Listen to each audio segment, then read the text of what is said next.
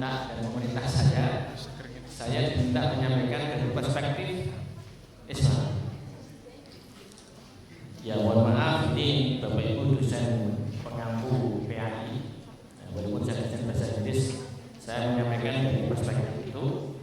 Dan apa yang saya tulis ini saya ambil dari beberapa tulisan yang terkait dengan pikiran-pikiran Imam Ghazali terkait dengan bagaimana kepribadian seorang guru dalam perspektif Islam.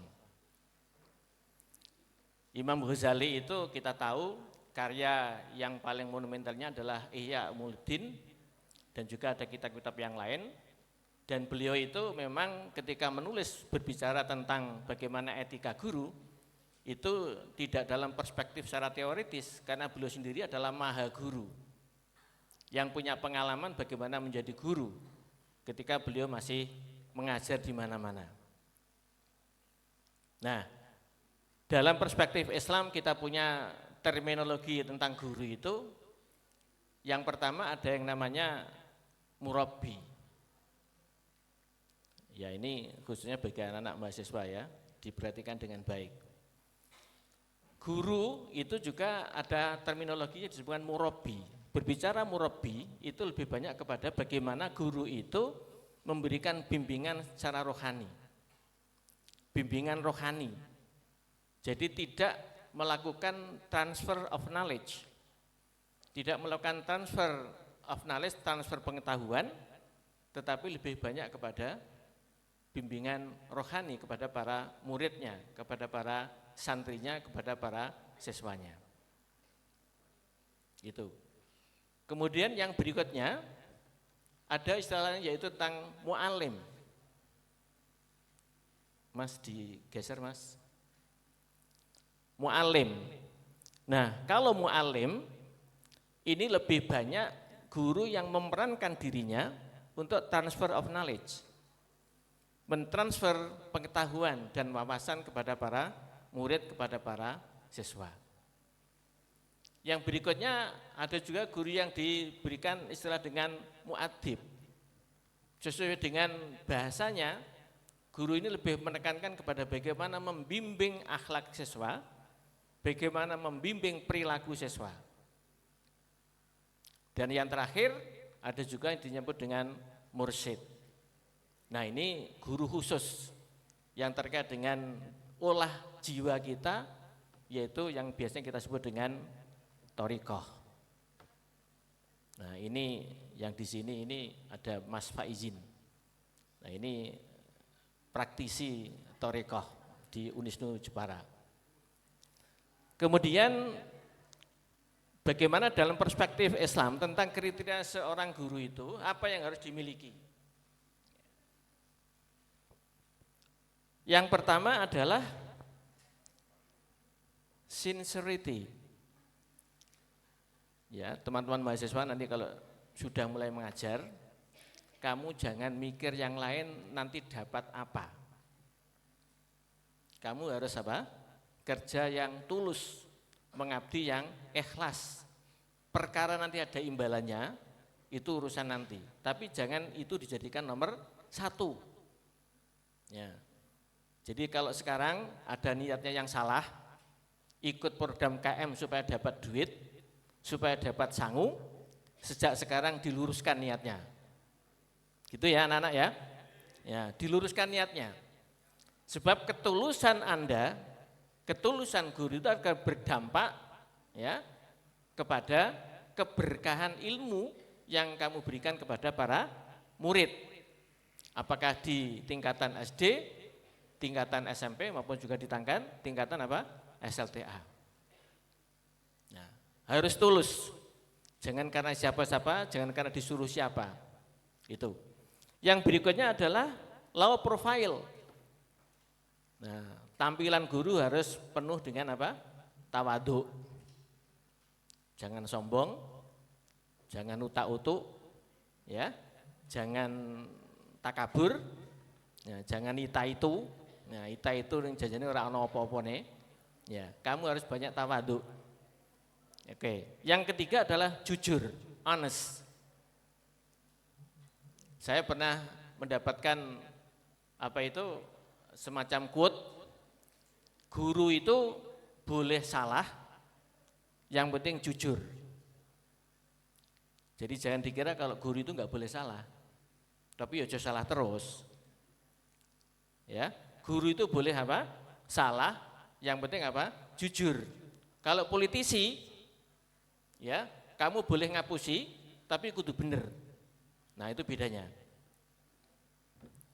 Nah, guru itu jujur. Berikutnya saya masuk ke apa sih pikiran-pikiran Imam Ghazali terkait dengan guru. Yang pertama, teachers are parent to students. Jadi guru itu harus bisa berperilaku ketika kamu mengajar, mendidik, seperti kamu menjadi orang tua dari anak-anak kamu. Ya, walaupun kamu belum jadi orang tua. Apa sih salah satunya? Suatu ketika kalau nanti kakak ketemu di kelas, ketemu dengan anak yang mungkin kelihatan tidak bersemangat, kelihatan capek, kelihatan tidak mood, atau mungkin ngantuk, jangan kemudian langsung digebrak mejanya, weh sekolah ngantuk weh. Nah itu bukan guru yang baik. Ketika orang tua menemukan anaknya dalam kondisi seperti itu, tentu akan didekati dan ditanya dengan baik-baik. Kamu kenapa? Habis kerja keras, apa mungkin karena sakit atau apa? Ya. Jadi dengan penuh kelembutan layaknya orang tua kepada anaknya. Apalagi yang cewek-cewek ini. Ya.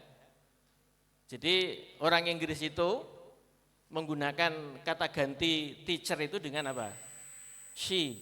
Nah, ini Bu Alifah yang paham. Jadi guru itu kata gantinya tidak he tapi pakai she. Artinya bahwa guru itu memang lebih bagus kalau itu memiliki sikap yang feminin, sikap yang keibuan.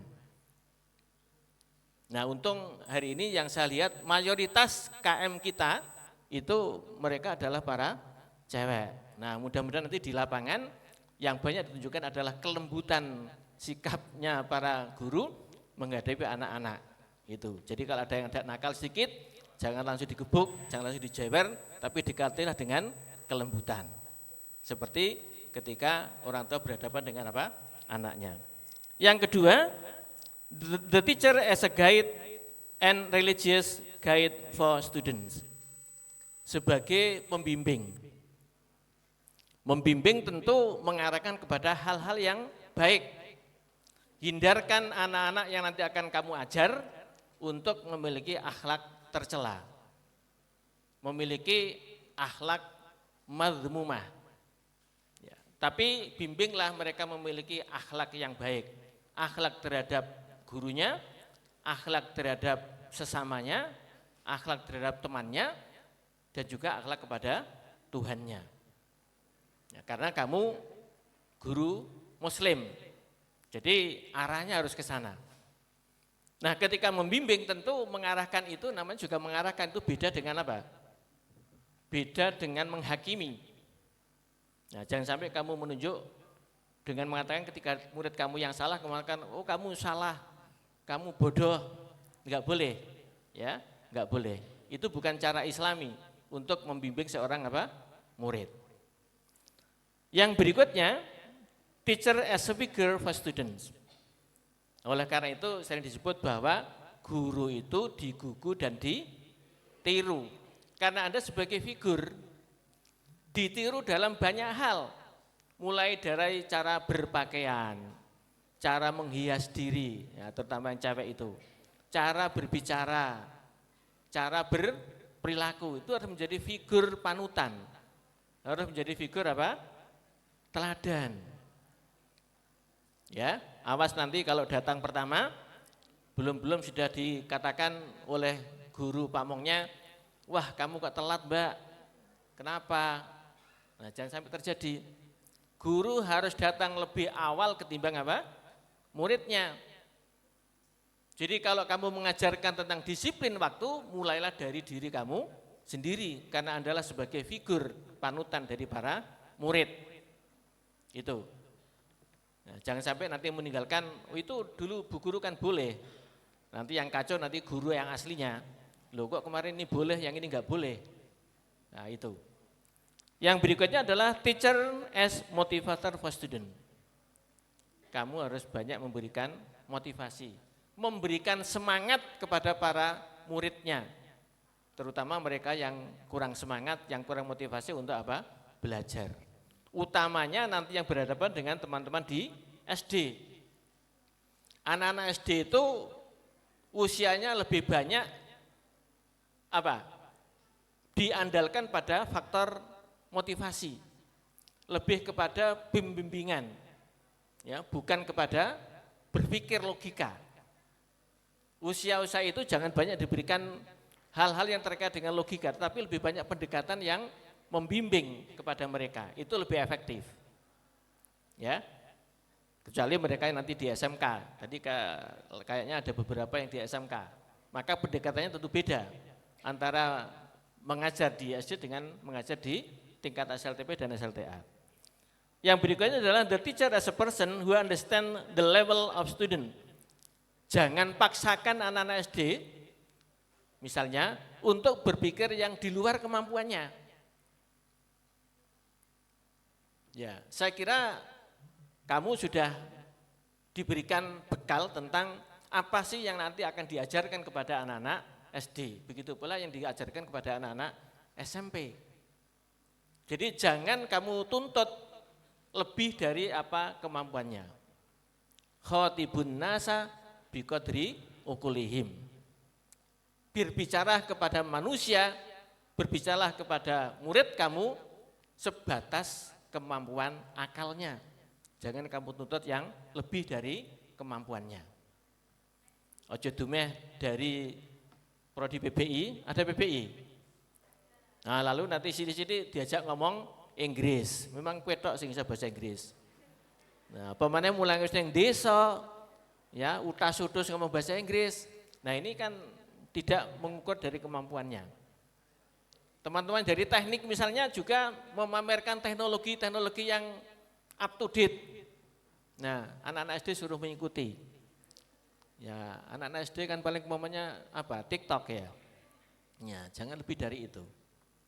Oke, yang terakhir, yang keenam adalah teachers must understand the talents and personalities of the student. Setiap murid memiliki keunikannya sendiri. Setiap murid memiliki kekhasannya sendiri. Setiap murid memiliki tabiatnya sendiri. Maka menjadi penting bagi para guru untuk mendalami apa yang menjadi talenta, bakat, dan minat para muridnya. Karena bakat dan minat itu kalau kita pupuk, itu akan gampang bisa berkembang. Dengan memiliki pendekatan yang memungkinkan atau mungkin materi yang memungkinkan sama dengan yang mereka inginkan, itu akan lebih mudah. Karena mereka merasa bahwa akan berguna bagi dia. Memberikan materi yang berguna bagi dia, jangan sampai mereka merasa tidak butuh. Nah, bu guru ini mulang apa tah? Ngopo niku diberikan kepada saya. Nah, ini jangan sampai terjadi. Ya, oleh karena itu memang guru harus pandai-pandai membawakan materi itu kepada anak supaya anak itu suka terhadap apa? Pelajaran yang kamu berikan. Yang terakhir dari perspektif Islam menurut Imam Ghazali adalah respect other knowledge. Guru harus juga menghormati ilmu yang dimiliki oleh guru lain. Ojo dumeh kowe pinter bahasa Inggris terus yang lain dianggap tidak penting. Walah PAI ki opo? Ya, atau mungkin PGSD ki opo misalnya. Nah, itu enggak boleh. Dan itu memang tidak hanya guru yang bersikap seperti itu. Kamu juga harus membiasakan murid memiliki sikap yang sama sehingga mereka tidak akan membeda-bedakan, oh ini guru mata pelajaran agama, Ini penting karena urusannya besok dengan akhirat. Ya, ini guru umum rapatnya penting karena urusan di akhirat. Jangan sampai terjadi begitu. Nah, itu dimulai dari apa? Guru. Jadi nanti kan kamu akan kumpul dengan berbagai apa? Prodi. Ya, di lapangan nanti akan ketemu dengan berbagai prodi. Salinglah menghargai antara disiplin ilmu satu dengan disiplin ilmu yang lain. Oke, pesanan yang kedua dari Pak Zainul adalah bagaimana guru dalam perspektif Ahlussunnah wal Jamaah.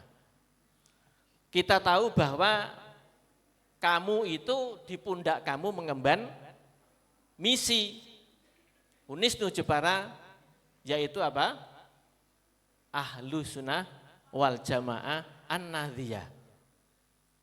Dimanapun kamu berada, itu harus kamu tampakkan di dalam sikap, perilaku, dan juga cara berpikir. Mungkin ada yang di SD negeri, ada yang di SD manapun, di SMP manapun, kamu tetap harus bisa membawakan diri sebagai duta-duta Unisnu Jepara yang mengemban misi Ahlussunnah wal Jamaah. Ahlussunnah wal Jamaah itu punya prinsip. Yang pertama adalah tawasud. Ngerti artinya tawasud? Tawasud itu apa? Moderat. Moderat itu apa? Tengah-tengah. Tidak ekstrim kiri, tidak ekstrim apa? Tidak ekstrim kanan. Nah, bagaimana ketika Anda mengimplementasikan konsep sebagai guru yang membawa misi Ahlussunnah wal Jamaah, yaitu bahwa kamu harus bisa membiasakan kepada para siswa ketika nanti menghadapi apa? Pendapat yang berbeda-beda di kelas. Biasakan mereka untuk tidak ada yang terlalu ekstrim karena merasa benar dan mereka yang merasa apa? Salah. Kamu juga harus bisa mengakomodir. Di setiap kelas itu mesti ada yang namanya kelompok anak-anak yang cenderung apa? Pinter. Ada kelompok anak-anak yang cenderung apa? Lemah. Nah, kamu harus bisa menciptakan kondisi yang tidak memihak kepada yang pintar-pintar saja, tapi juga tidak memihak yang lemah-lemah saja. Nah, ini juga dikembangkan oleh guru di dalam lapangan nanti ketika mengajar. Prinsip yang kedua adalah tawazun. Tawazun itu apa? Ada keseimbangan, tadi saya sebut. Keseimbangan antara kepentingan dunia dengan kepentingan apa? Akhirat. Keseimbangan antara akal dan juga nakal. Kamu tidak boleh hanya mengandalkan pokoknya, tapi juga harus memiliki landasan Al-Quran dan hadis dan juga ajaran-ajaran Islam yang lainnya.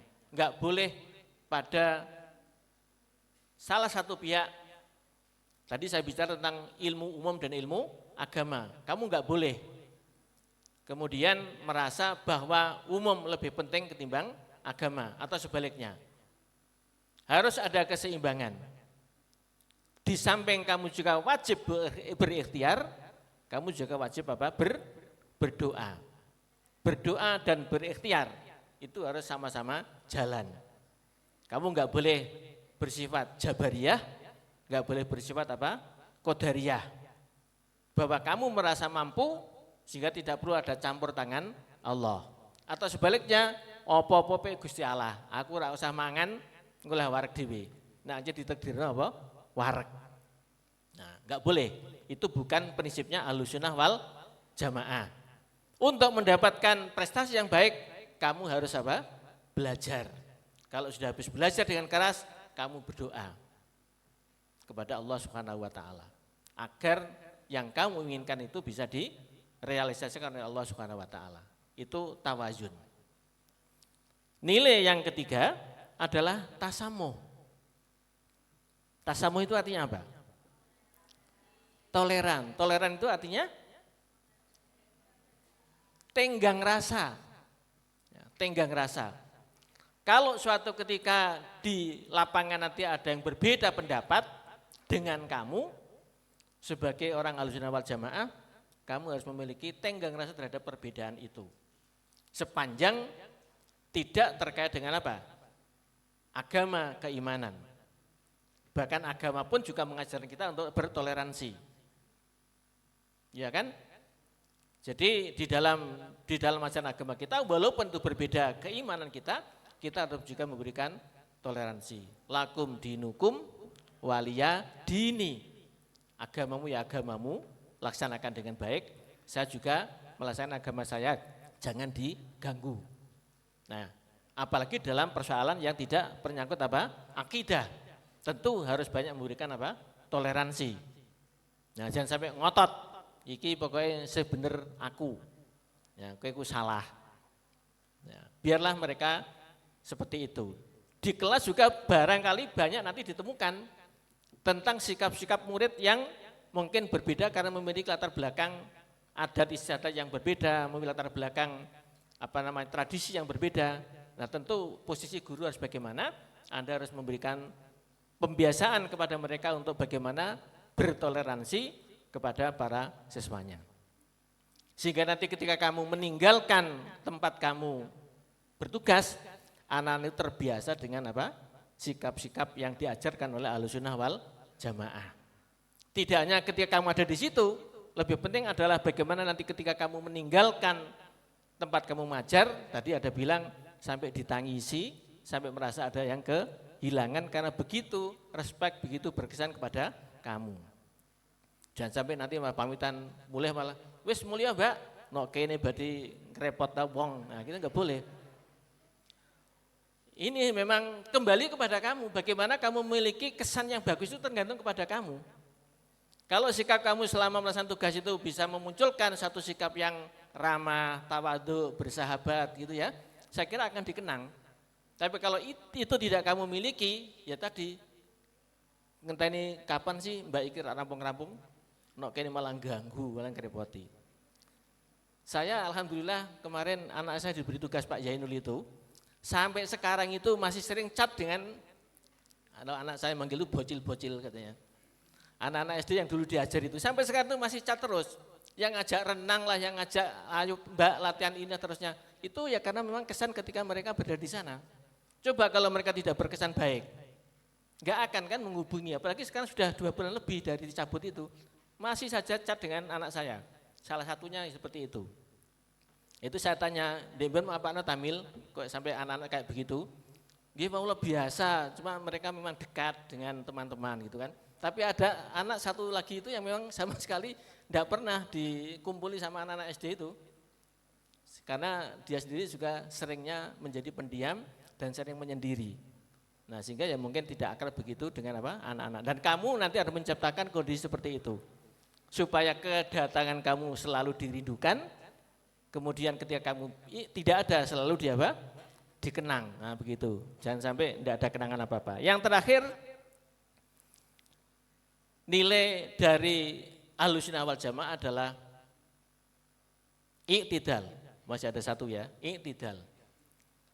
Ketika nanti kamu menghadapi di lapangan ada anak yang salah, ya katakan salah.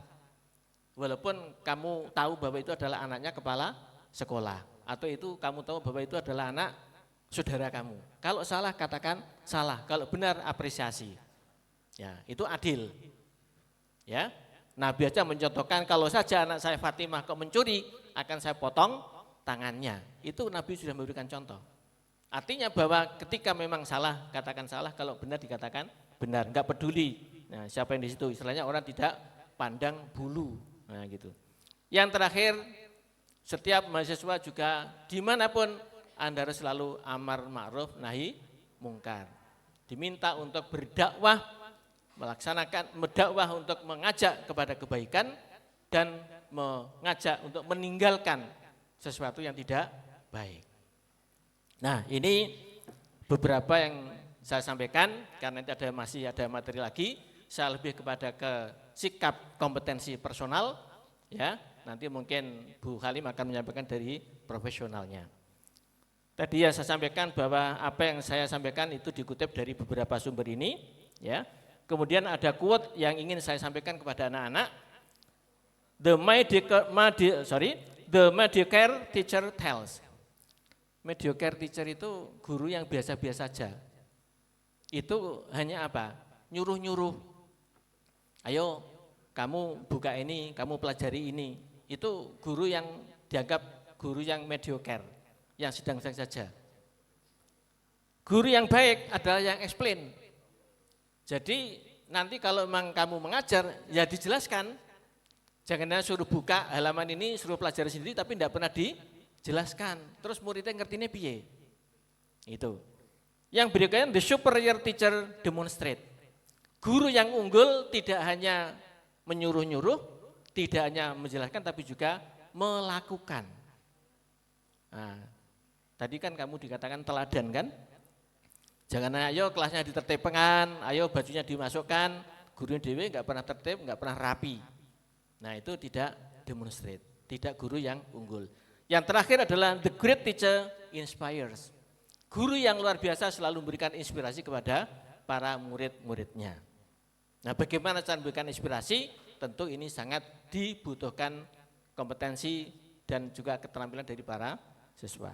Yang terakhir, a good teacher is always a good student. Jangan lupa walaupun kamu nanti jadi guru, kamu tetap harus belajar banyak. Istilahnya tadi sama Mas yang tadi testimoni, di samping kamu memberi, kamu juga bisa mendapatkan sesuatu di lapangan.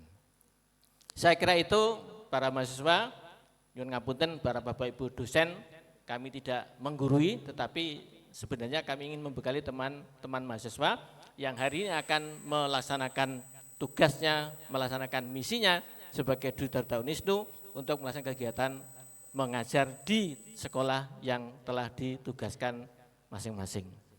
Terima kasih atas perhatiannya, kurang dan lebihnya mohon maaf. Wallahul muwaffiq ila aqwamit thoriq. Assalamualaikum warahmatullahi wabarakatuh.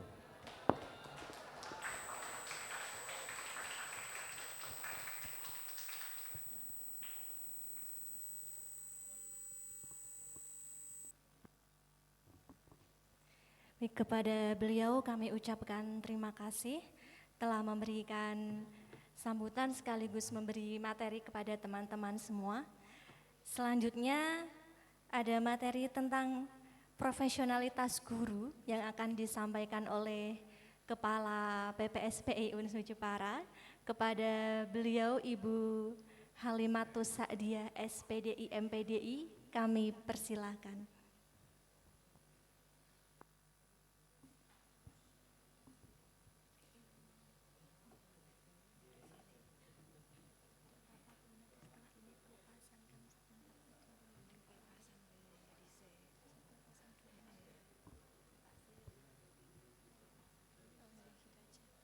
Baik.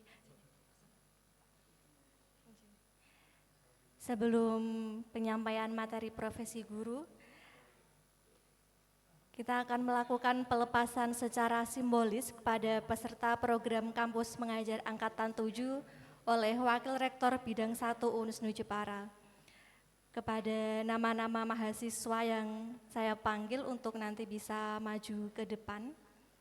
Kepada Adam Mahfud dari Program Studi Pendidikan Agama Islam, penempatan SD Negeri 7 Lebak, dan juga Septiana Wulansari dari Program Studi Manajemen, penempatan SD Negeri Karang Kebagusan. Silakan untuk bisa menempatkan diri. Kepada Bapak Wakil Rektor Bidang 1, kami persilahkan untuk melakukan pelepasan secara simbolis. Yang didampingi oleh Kepala LPPI Unisnu Jepara.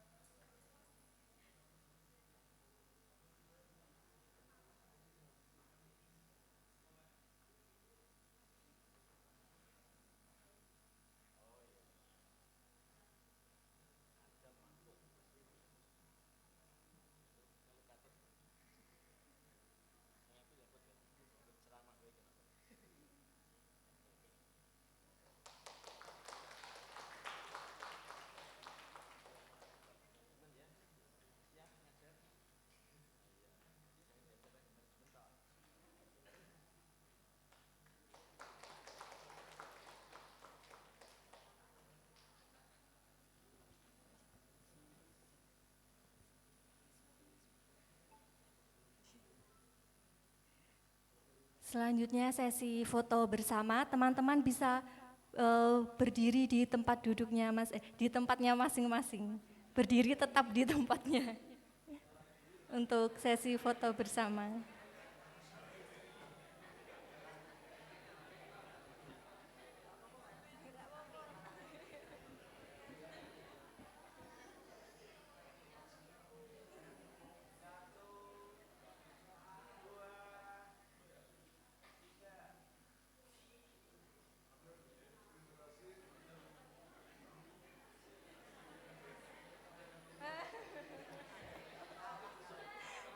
Dia tetap mau menang, Bu. Tetap mau menang sesuai izin.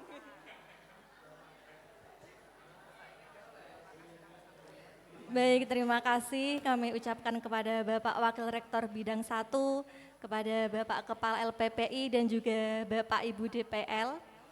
Demikianlah acara pelepasan program mahasiswa program kampus mengajar angkatan 7.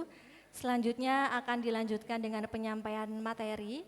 Untuk Bapak Ibu dosen, apabila ada keperluan lain dipersilakan untuk meninggalkan ruangan.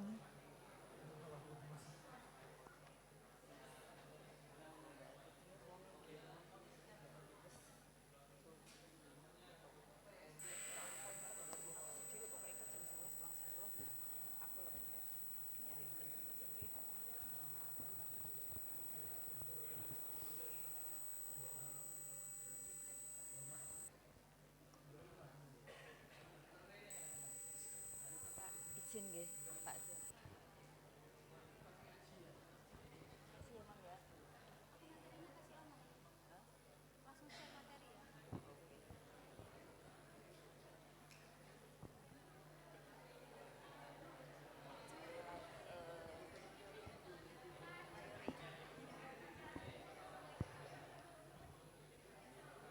Sudah? Pada dah. Oke, baik. Teman-teman mahasiswa sudah siap untuk mengikuti materi sesi berikutnya? Oke, yang belakang siap ya? Ini nanti di awal langsung saya kasih pertanyaan. Nanti yang bisa menjawab akan dapat hadiah. Tapi sebelumnya silahkan minum dulu karena pertanyaannya berat ini. Pertanyaannya berat, silahkan minum dulu. Yang tidak puasa, ini kan hari Kamis. Jadi saya husnudonnya puasa semuanya, ya puasa semuanya. Oke, sudah minum? Nah, iki ketoke wis ana sing siap mau jawab pertanyaan. Sudah ya? Oke, baik, kita mulai. Sudah siap? Sudah. Nanti mau minta selesai jam berapa? Secepatnya ya. Pak Zen ngapunten menuruti ya, bahasanya menuruti keinginan mahasiswa secepatnya. Ngoten nggih Bapak Warek 1 izin, berarti ini secepatnya. Kalau cepat syaratnya teman-teman mahasiswa harus memperhatikan betul. Bisa? Bisa, oke kita mulai ya. Oke, Assalamualaikum warahmatullahi wabarakatuh. Saya ulangi lagi. Assalamualaikum warahmatullahi wabarakatuh. Oke, baik. Beda intonasi yang saya ucapkan, teman-teman mahasiswa beda dalam menjawab salam saya. Ya atau ya? Ya. Tadi yang pertama, intonasinya seperti itu, teman-teman juga mengikuti intonasi saya. Tapi yang kedua, agak saya tinggikan, teman-teman mahasiswa mengikuti menjawab salam sesuai dengan intonasi saya. Nah, ini kan tanpa settingan, ya kan? Saya tidak janjian, ada teman-teman mahasiswa yang saya ajak janjian tadi, tidak ada kan? Mas Mbak, nanti kalau saya jawab salam seperti ini, kalian jawabnya intonasinya seperti ini ya, tidak ada kan? Nah, itu artinya apa? The power of intonasi.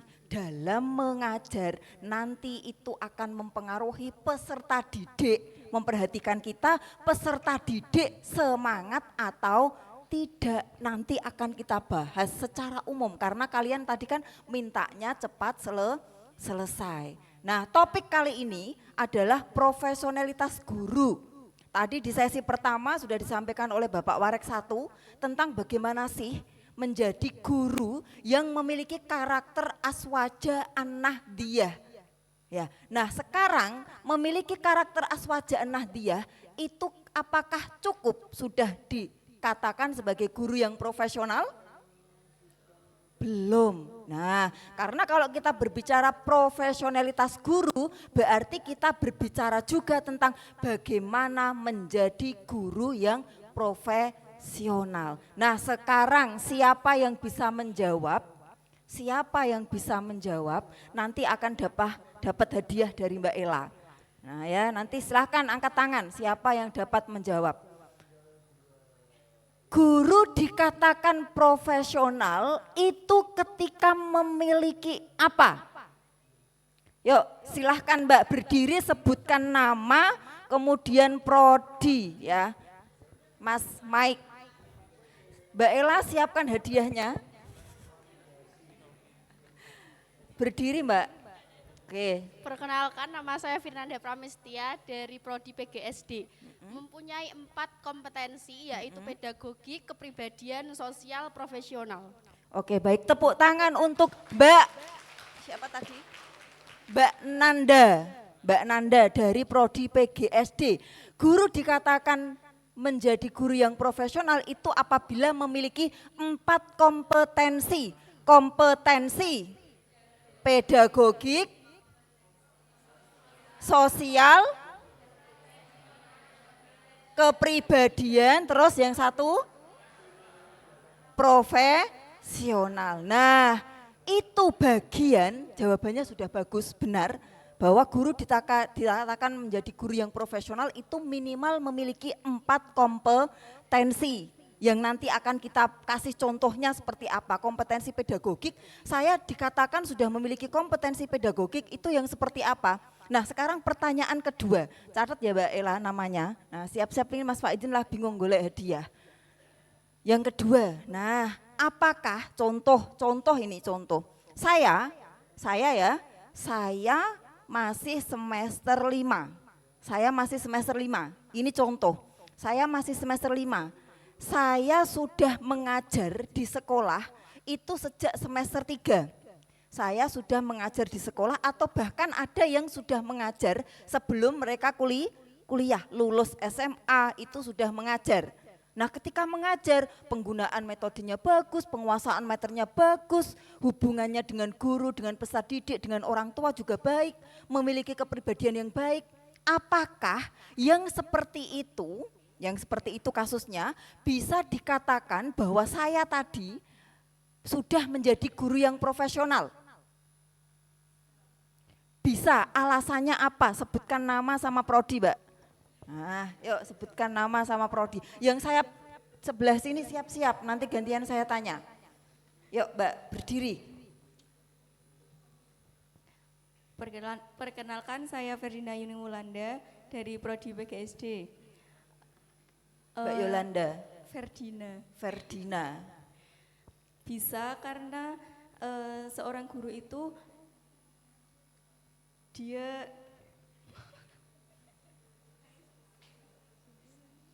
Yuk lanjut.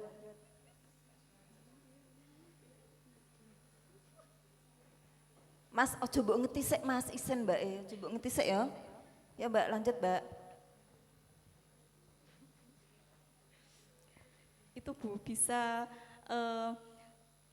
dikatakan menjadi seorang guru dari segi kompetensi pedagogiknya. Karena tadi disebutkan bisa menguasai karakter peserta didik, kemudian bisa menguasai metode pembelajarannya, dan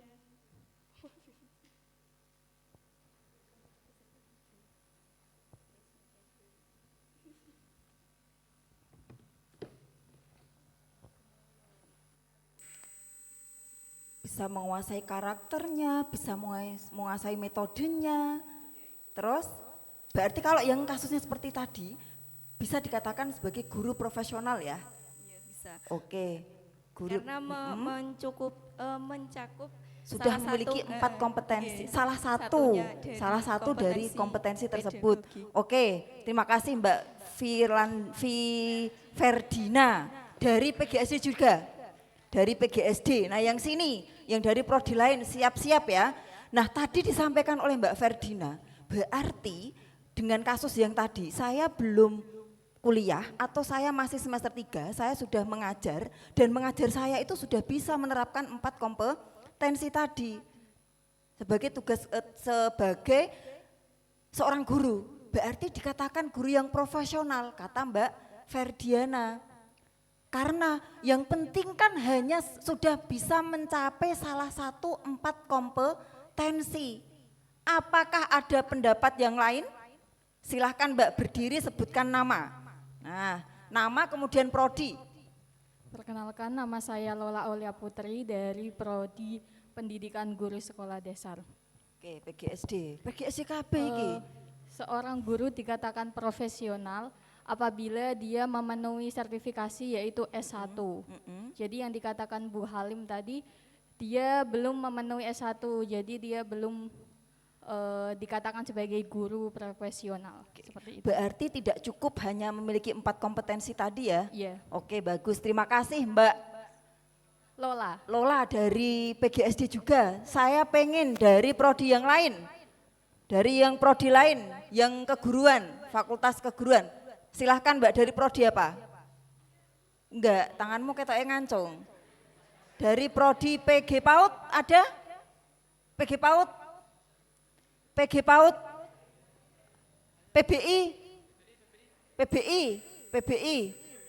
Yuk Mas PBI, silahkan tuh Mas. Nah itu, yuk Mas silahkan mewakili. Oh PGSD. Tenan no, anggur ngaku-ngaku. Mas, PAI Mas. Mas Faizin, PAI. Yuk Mas. Mas Raffi, silahkan.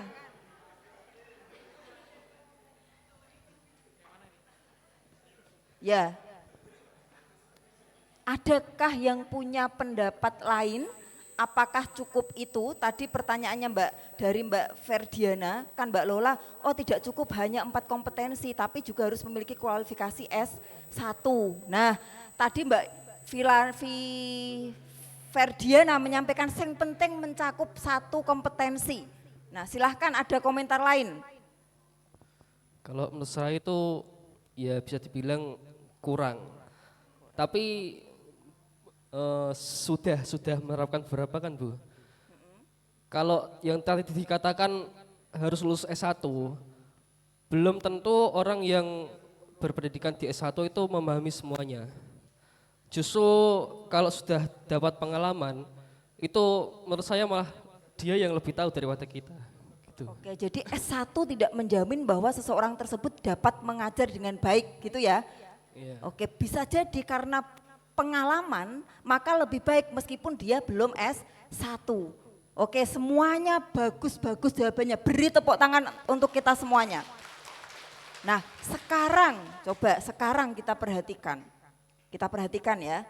Nah, undang-undang guru dan dosen itu juga termasuk pendidik. Guru dalam hal ini mulai dari TK, SD, MI, SMP, SMA, SMK, MA, MAK, itu semuanya adalah guru, diajar oleh seorang guru pendidik. Dosen itu di perguruan tinggi. Nah, antara guru dengan dosen itu ya sama-sama pendidik. Makanya di situ Undang-Undang Nomor 14 Tahun 2005, Undang-Undang tentang guru dan dosen. Meskipun di situ disebutkan guru adalah pendidik profesional, nah tapi itu mencakup tidak hanya guru saja tapi juga dosen. Bapak Ibu dosen juga punya kewajiban untuk mendidik, mengajar, membimbing. Nah, kalau tadi pertanyaannya, apakah kita kan berbicara tentang guru yang profesional?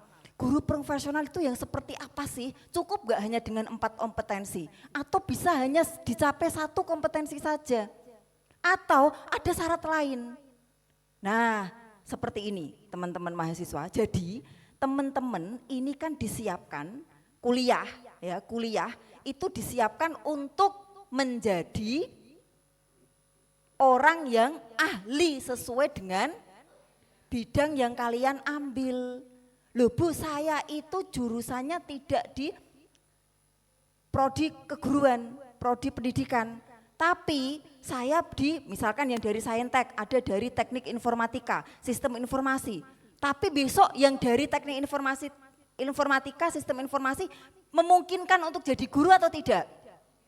Memungkinkan, banyak juga kan yang di luar keguruan juga bisa menjadi guru. Nah, rata-rata coba perhatikan untuk perekrutan guru, ini kita berbicara undang-undang di Indonesia nggih. Tidak kemudian loh, tanggaku itu anaknya durung sekolah, kok mamula iso jadi guru. Kita tidak berbicara itu, tapi sesuai dengan undang-undang yang berlaku. Dikatakan guru iku profesional, makanya pinter kaya apa, apik kaya apa, kalau dia mengajar ngira, pinter kaya apa, apik kaya apa dalam mengajar, tapi belum memenuhi minimal persyaratan sebagai guru profesional, maka belum bisa dikatakan menjadi guru profesional. Jadi guru profesional, yang dikatakan guru profesional itu tidak hanya cukup memiliki 4 kompetensi saja. Itu adalah satu dari beberapa persyaratan yang harus dimiliki oleh seorang guru ketika dia menjadi guru yang profesional. Yang pertama syaratnya tadi sudah dijawab oleh Mbak Lola adalah memiliki kualifikasi S1. Kenapa demikian? Harus S1, ini sesuai dengan undang-undang atau ketentuan dari pemerintah. Jadi mulai tingkatan dari TK berarti mencakup TK, RA itu ya, TK, RA, BA, mulai dari TK, pendidikan anak usia dini, sampai ke pendidikan anak usia menengah ke atas, itu minimal kualifikasinya adalah S1. Jadi meskipun guru TK, iku ya tetap S1, makanya ada jurusan Prodi PG PAUD yang nanti didesain untuk menjadi seorang calon pendidik di RA, TK, dan sejenisnya. Kualifikasinya harus S1, guru. Nah, kalian teman-teman mahasiswa sudah hampir memenuhi persyaratan itu. Karena sekarang kalian sudah kuliah mengenyam bangku pendidikan di perguruan tinggi. Kuliah menuju untuk memenuhi persyaratan nomor 1 yaitu kualifikasi S1. Kualifikasinya harus S1. Nah, yang kedua ini yang tadi disampaikan oleh teman-teman semua. Harus memiliki minimal 4 kompetensi. Minimal 4 kompetensi. Yang pertama, tadi sudah kalian sebutkan kompetensi pedagogik. Kompetensi pedagogik contohnya itu gini. Contoh, tadi di awal saya menyampaikan the power of intonasi. Kemudian saya mempraktekkan juga ketika saya mulai membahas tentang persyaratan guru profesional, apakah tadi saya langsung menyampaikan? Tidak, saya lakukan dengan cara apa tadi? Bertanya. Ini untuk menunjukkan bahwa saya sudah menguasai kompetensi pedagogik yang harus saya terapkan dalam pembelajaran, kemampuan dalam penggunaan metode, media, perangkat pembelajaran lainnya, perangkat teknologi yang digunakan dalam pembelajaran. Penggunaan, ingat ya, yang paling penting di sini adalah penggunaan metode dan media di kegiatan, di kompetensi pedagogik, salah satunya itu. Kemampuan penggunaan metode dan media. Contoh, ini apalagi kita sudah menggunakan kurikulum merdeka. Harus bisa mengembangkan critical thinking dari peserta didik. Caranya untuk menumbuhkan critical thinking berarti kan harus semuanya dari peserta didik. Guru adalah fasilitator. Maka kalau nanti kalian mengajar materi apapun itu, bahasa Inggris, materi agama, materi umum di sekolah TK, RA, PAUD, MA dan sebagainya, bahkan di perguruan tinggi, jangan kemudian nanti, ya diingat-ingat, jangan kemudian kita sendiri yang memulai menjelaskan dulu. Bisa dipahami ya, tapi pancinglah kemampuan berpikir kritis anak-anak melalui pertanyaan. Pertanyaan itu penting untuk menstimulus anak-anak bisa mengembangkan kemampuan berpikir mereka. Padahal saya kan sudah tahu kan, kenapa tadi tidak saya kemudian langsung jawab menjelaskan itu, tidak, karena saya ingin memancing. Sebenarnya mahasiswa itu sudah tahu, Tinggal bagaimana cara kita memancing mereka agar bisa menyampaikan apa yang sudah mereka ketahui. Nyatane yodo iso jawab KB, bener KB. Dipegang ini ya, diawali. Mengajar apapun itu, di jenjang apapun itu nanti bisa diterapkan dengan cara memancing pertanyaan. Nah kemudian yang penting lagi, nah tadi yang penting, intonasi itu juga penting. Ini juga masuk kemampuan pedagogik yang kadangkala seringnya kita sebagai pendidik itu abai.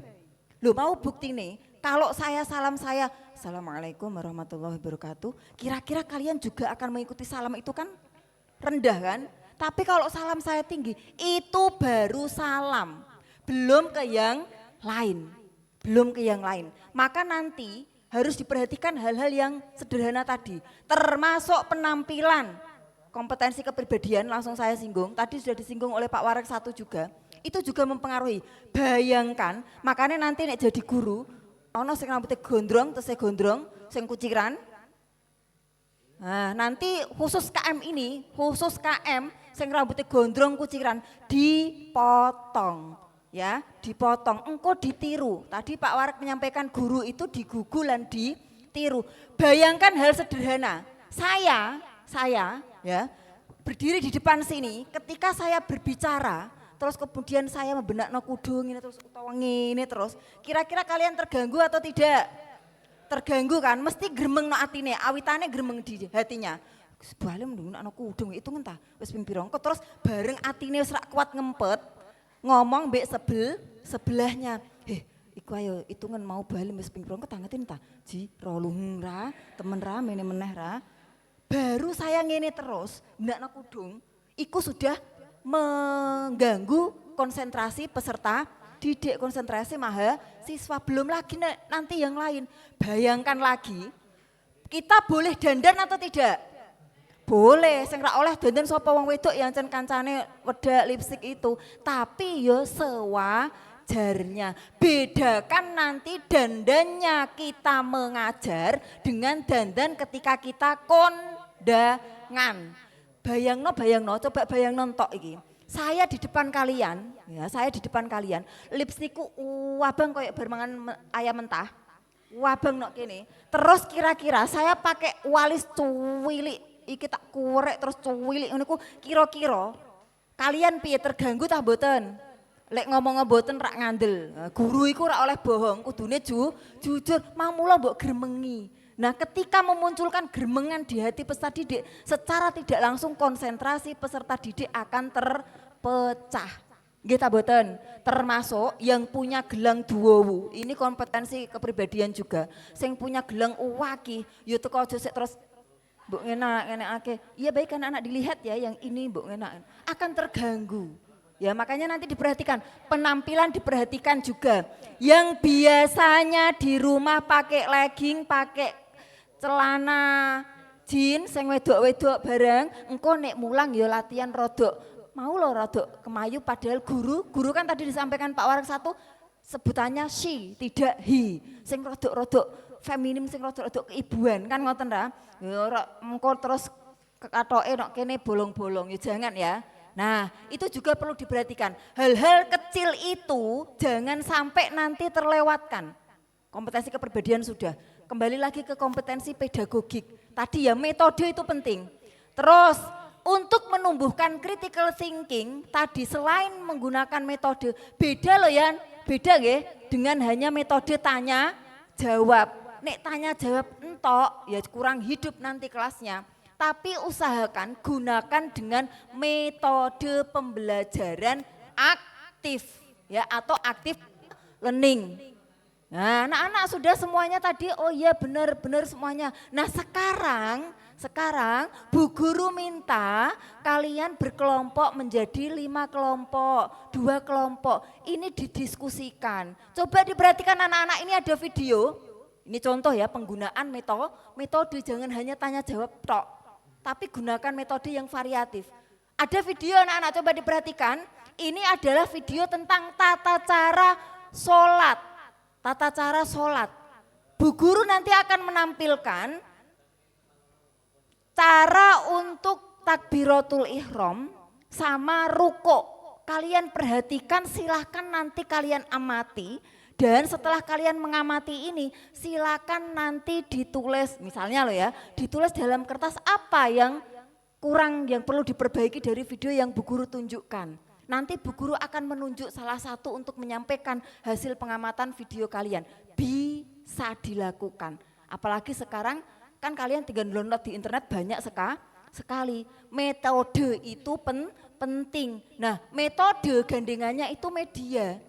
Karena metode bisa berjalan dengan baik didukung dengan penggunaan media. Maka nanti media pembelajaran juga harus kalian siapkan. Apalagi ini kan rata-rata ngajarnya di SD ya. Di SD. Buatlah media pembelajaran yang sekiranya mereka tertarik. Ingat, media pembelajaran tidak harus beli. Manfaatkan barang-barang bekas. Materi-materi di SD, di PGSD ada materi tentang media pembelajaran. PG PAUD juga kan, PAI juga ada. Nah, media itu harus kalian sesuaikan, PBI juga ada. Nah, sesuaikan tingkat usianya.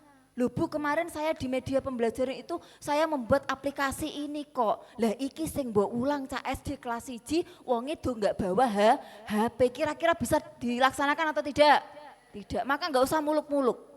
Ya, ini nanti penting. Media itu tidak harus kemudian berupa aplikasi, berupa hal-hal yang harus menggunakan pakai gadget, semuanya tidak, sesuaikan dengan kebutuhan. Maka analisis kebutuhan peserta didik, kemudian karakteristik peserta didik juga perlu diketahui oleh seorang pendidik, yaitu kalian nanti praktek ngajar di kompetensi pedagogik. Memahami karakteristik peserta didik juga termasuk adalah kompetensi pedagogik. Memahami, loh Bu, bagaimana saya bisa memahami, saya kan baru masuk, baru kali ini masuk di sini, bagaimana cara mengetahuinya? Nah, sebelumnya kalian kan tentunya melakukan observasi, kalian dapatnya nanti jadwalnya kelas berapa?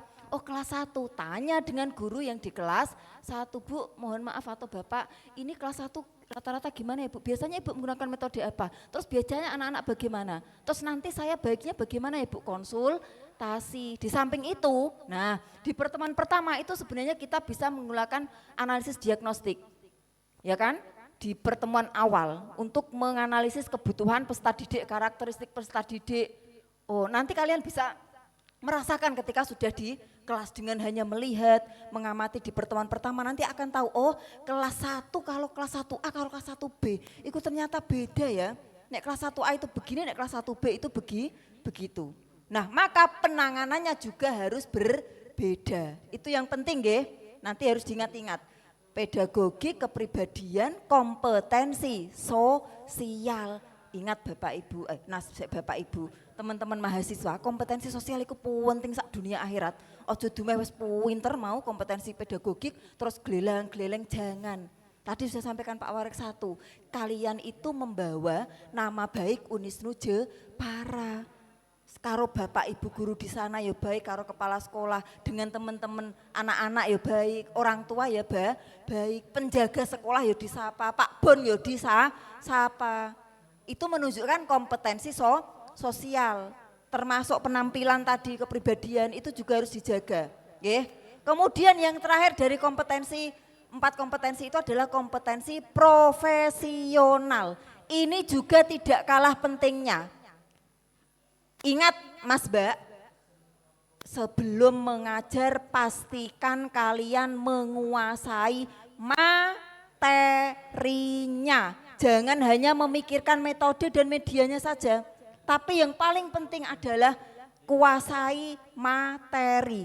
Jadi minimal, Bu saya baru pertama kali ngajar engko lek grogi piye Bu meneh ditunggoni guru kelas terus kepiye? Cekelen ini tipsnya, cekelen telu ini biar nanti kalian ketika mengajar itu pede. Nek pede kan apa ngomong apa wae kan kepenak daripada wis apalno ning kene tapi grogi iso ilang kabeh. Maka yang terpenting yang pertama adalah kuasai materi, bukan menghafalkan loh ya. Menghafalkan dengan menguasai itu beda. Kuasai, pahami materi. Kalau sudah dipahami materi, kalian baru bisa menentukan metode yang tepat untuk materi ini apa ya. Terus medianya apa. Kalau kalian wis nyekel 3 ini, 3 yang kalian cekel ini, insya Allah nanti ngajarnya kalian itu rak grogi. Ingat loh ya, hanya dihafalkan, yang penting adalah dipahami. Karena hafal belum tentu paham. Nek hafal nanti yang ada ketika mengajar hanya membacakan apa adanya di dalam buku. Baik, ini rukun wudhu ya, rukun wudhu ada 13, anak-anak ada 15, 1. Niat, yang kedua ini, yang ketiga. Angger ngono, tidak ada penjelasan, itu berarti dia hanya hafal, belum paham. Tapi kalau paham, dia bisa kok melihat buku, tapi ada penjelasan yang lebih detail untuk memahamkan anak-anak. Maka cekelen ini tadi, kuasai materi sebelum memulang, dikuasai materi, tentukan nanti saya menggunakan metode apa dengan waktu yang sekian, kemudian media yang harus saya siapkan apa. Ya, oke, itu baru dua syarat. S1 kompetensi, yang ketiga kita dikatakan pendidik profesional juga harus punya sertifikat pendidik. Kalian kan belum, ya, sertifikat pendidik. Makanya bisa dilakukan melalui PPG. Sing belum jadi guru, yo ikut PPG Prajabatan. Kalau yang sudah jadi guru, belum sertifikasi guru, bisa ikut PPG dalam jabatan. Mahasiswa PGSD Unisnu tahun kemarin itu banyak yang juga lolos PPG Prajabatan. PPG Prajabatan, caranya apa? Aktiflah lihat informasi dari Dikti untuk pembukaan daftar PPG. Tidak hanya mahasiswa PGSD saja, semua mahasiswa jurusan apapun sesuai dengan kualifikasi yang ingin dibutuhkan itu tadi. Yang penting kualifikasinya S1. Bu, ada Bu saya dari teknik informasi misalnya, teknik informatika, boleh enggak Bu? Boleh. Saya tidak dari keguruan, boleh kok ikut daftar PPG Prajabatan. Nah, silahkan nanti coba ikut daftar. Tidak harus yang dari keguruan kalau yang PPG Prajabatan. Tapi kalau PPG dalam jabatan syaratnya harus jadi guru dulu baru mengikuti PPG dalam jabatan. Itu nanti akan memiliki setelah mengikuti program PPG baik dalam jabatan maupun prajabatan akan memiliki sertifikat pendidik. Nah, cukup itu saja. Harus juga sehat jasmani dan rohani. Jasmani ini ya sehat, jasmani sehat iku lho Bu, aku panunen ya ora sing ngono ya. Bu, sikilku mlakune rada ngene oleh tarak ya. Mamula oleh sehat jasmani sing penting iku ya ora pengaruh, nggih kan? Sehat jasmani dan rohaninya yang penting. Mentalnya yang penting, kesehatan mental. Apalagi anak-anak sekarang kesehatannya mental banyak terganggu. Makanya anak-anak terganggu, guru podoe terganggu, lah terus nanti bagaimana proses pembelajarannya? Maka salah satu syarat di situ disebutkan adanya sehat jasmani dan rohani. Tidak hanya jasmani saja tapi rohani. Makanya seringnya kan ada tes psikologi. Tes psikologi. Nah, gunanya untuk mengetahui tadi kesehatan rohaninya tadi. Ada riwayat kesehatan juga nih kalian daftar loh ya. Di daftar PNS, CPNS dan sebagainya itu ada itu. Nah, kemudian dapat memiliki kemampuan untuk mencapai tujuan pendidikan nasional. Kemampuannya bagaimana ya? Tadi 1 sampai 4 tadi. Itu kalau kita mau menjadi guru yang profesional, dalam artian di sini memiliki sertifikat pendidik diakui oleh pemerintah.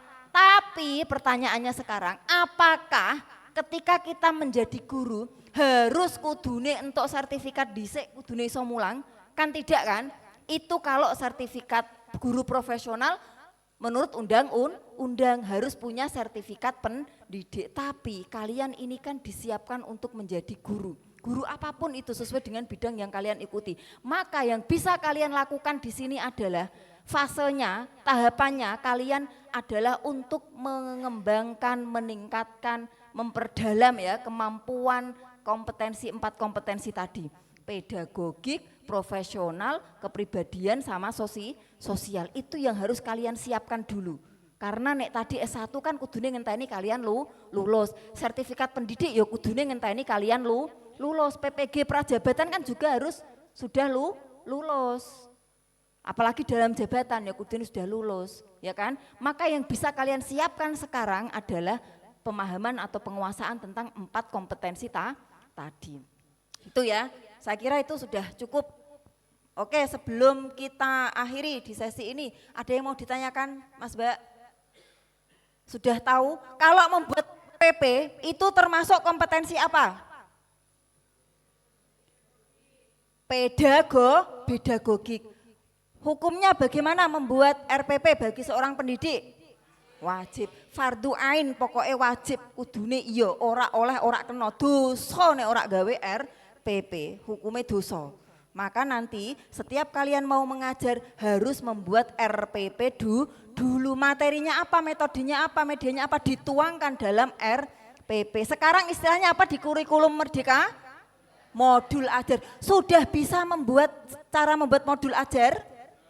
Nah, sing ora iso nanti sinau karo kancanya. Ojo ngisin-ngisini. Karena rata-rata di SD sekarang sudah menggunakan kurikulum Merdeka. Menggunakan modul ajar, jangan sampai nanti kalian tidak tahu karena itu wajib ya. Di laporan nanti juga harus mencantumkan modul ajar yang kalian buat. Oke, ada yang mau ditanyakan sebelum kita akhiri? Sudah cukup ya karena kan mau pengen cepet. Nah ini sudah tak cepet-cepetake. Sekian dari saya, selamat mengikuti kegiatan KM7, semoga nanti bisa menjalankan sesuai dengan apa yang harus kalian lakukan, hak kalian, kewajiban yang terpenting, jangan hanya haknya saja ya.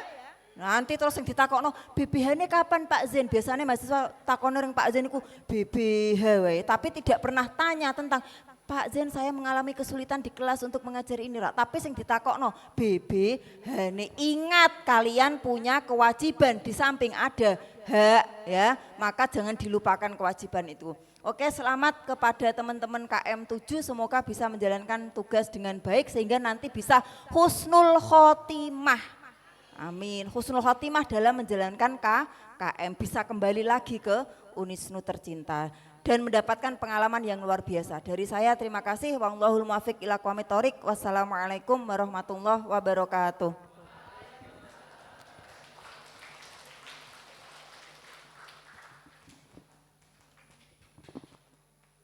Kepada beliau kami ucapkan terima kasih.